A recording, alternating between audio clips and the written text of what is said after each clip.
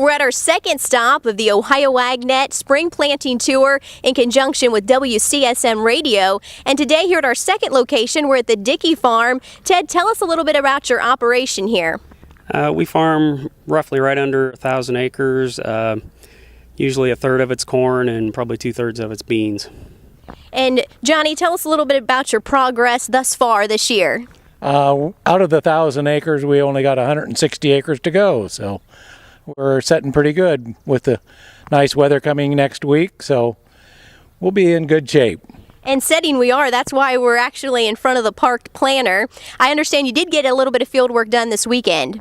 Yes, I did. We started Sunday afternoon, and by that evening at 9 o'clock, we had 160 acres in, so. What kind of rainfall have you guys been getting here in this area? We're here on the dark, actually the Mercer-All-Glades County line. Monday we got 1.25 inches of rain, and then Tuesday morning we got 400s.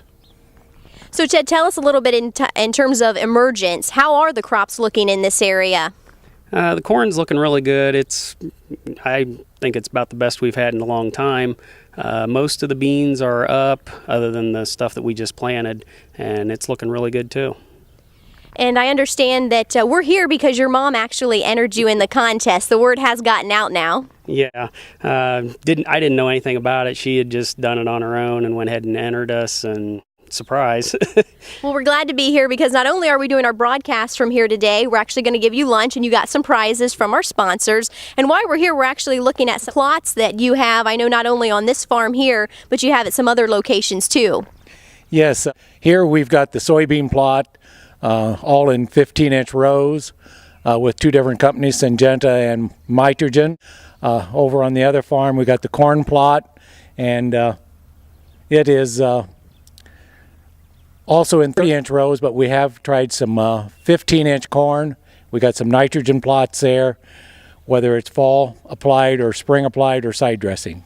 So there'll be some interesting stuff to check back on later this year. And I know that before harvest comes, you have some other things you have going on. We're actually at the farm that your grandfather lived at and that you are going to be moving to soon. Yes, my grandfather bought the farm in '46 and lived here up until last fall, where then he moved to the nursing home, and then right after the first of the year, me and my wife bought it, and we're doing a little remodeling and hope to be moved in before harvest. And passing it down to another generation that gets to live here on the Dicke Farm. I'm Heather Hetrick. This is the Ohio AgNet.